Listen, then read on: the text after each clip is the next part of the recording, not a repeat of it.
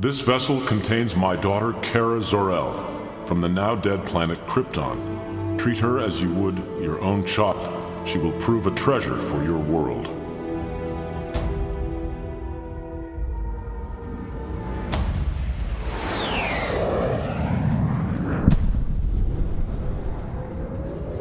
Well, hello, beautiful. Come on, sweetheart.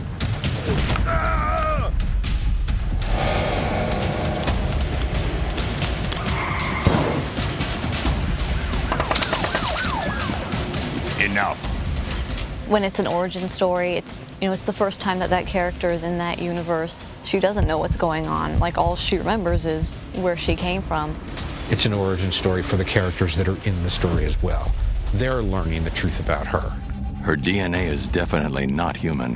Her name is Kara Zor-El from Krypton. She's my cousin. Bring me the girl who fell out of the sky, the one they call Kara. Superman's gone up against Darkseid a number of times, so it's essentially been this extended draw. Time to die, Man of Steel.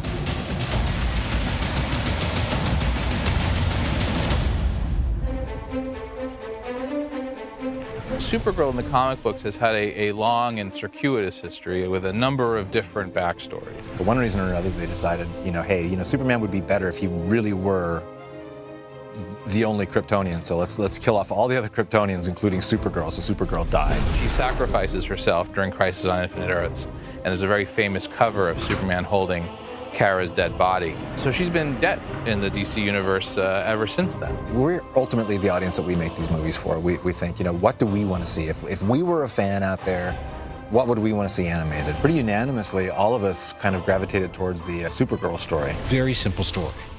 Superman's cousin was put in a rocket ship when she was 15, 16 years old. That ship got somehow derailed on its way here. And so he was a grown man by the time she landed as a teenager. That's the story. They're cousins. You don't really need to know anything more than that.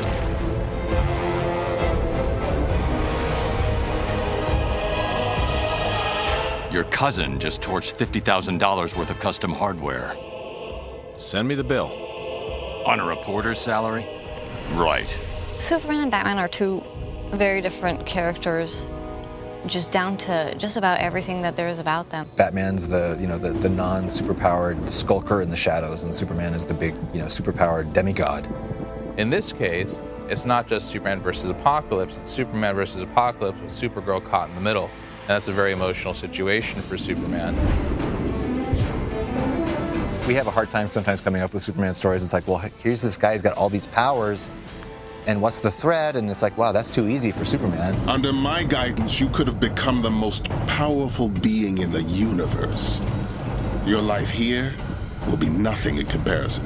But Darkseid himself is one of the main, bad guys of the DC universe. That name alone kind of gets people excited because they know there's going to be a challenge. And he's like this evil god.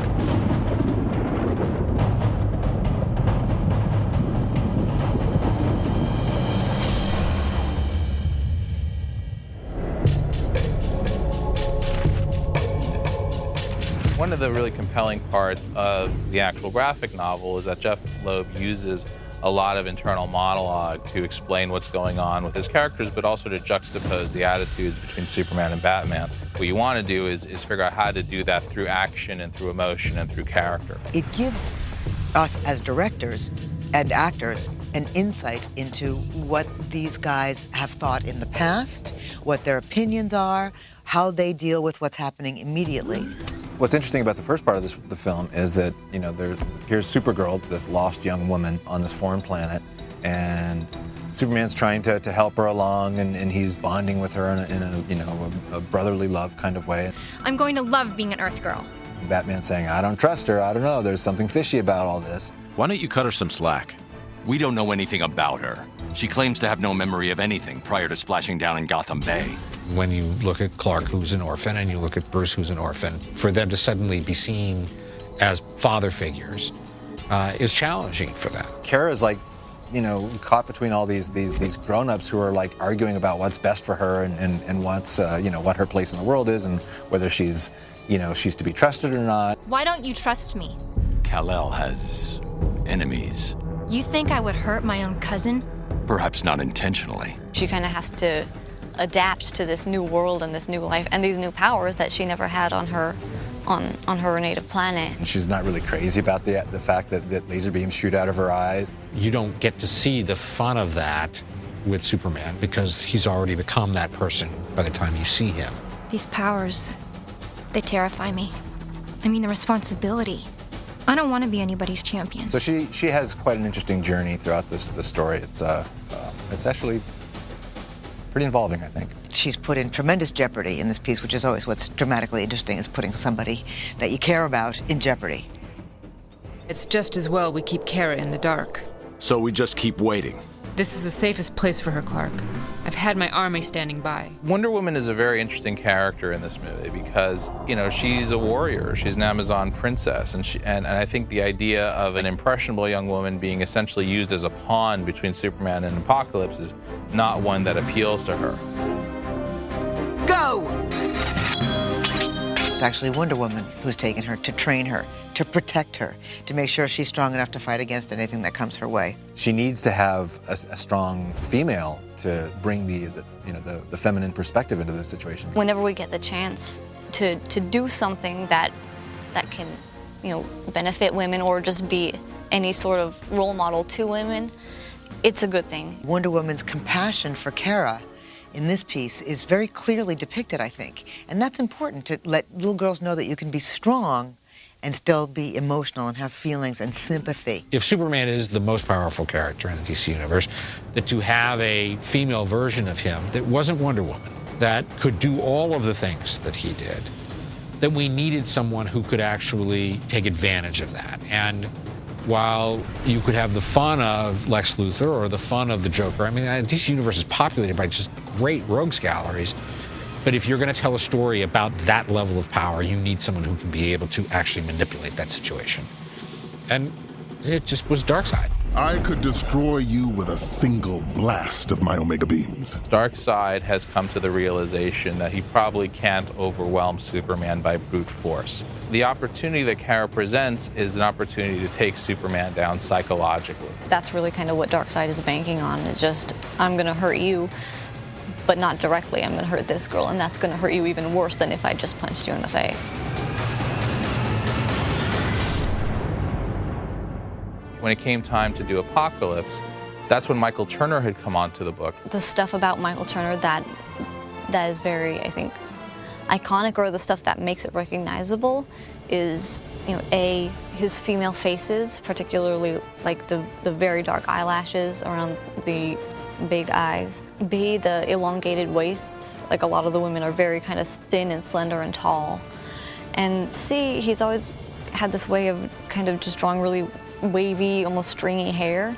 And it only made sense to try and apply Michael's style of artwork to the storytelling. It's just ripped out of the pages of the comic and, onto the screen as closely as we can make it.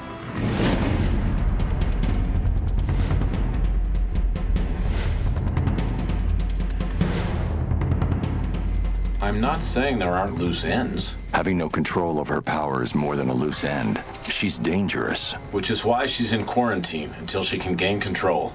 Since we'd already set the precedent with Public Enemies of utilizing our animated Batman and Superman, Kevin Conroy and Tim Daly, it totally made sense to stay with that for this story. Darkseid is a huge villain, epic-sized villain.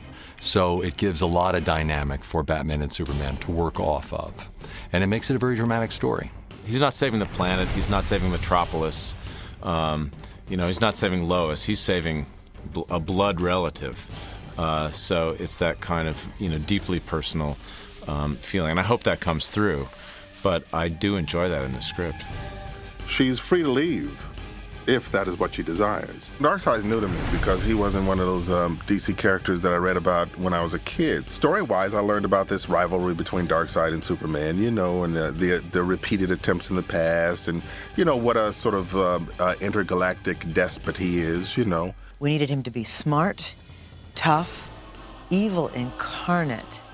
and manipulative. Andrea is very, fluent in all of these characters, so she really understands what's motivating them. It just becomes a joyful exercise, so I liked it a lot. There was very little I had to say to him to get a performance that was completely believable. Why can't you just leave me alone? You'll never understand what it's like to be me. As an actress, it's very gratifying to have a character that has such a strong arc so that you can do so many different things in one script with one character. There needed to be an innocence, but also have awesome physical strength. And then there's also this period of time that takes place where she is pure evil. The gift of the animation director and the gift of the voice director is that if the emotion of the story can come across with movement, that's pretty huge.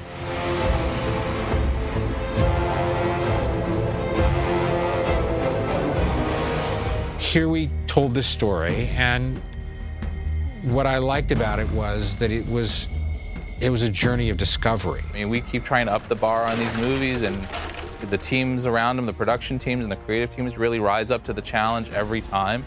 It's a quality piece.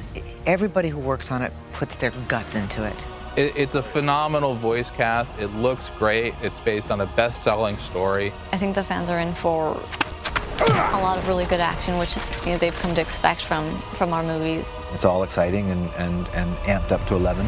We are now going to create the definitive Supergirl for the next generation. We're all here because each of us, in our own way, fights with the hope of a better tomorrow. What better role for anyone to aspire to than hero? To that end, I am pleased to introduce my cousin, Kara Zor-El, or as the world will come to know her, Supergirl.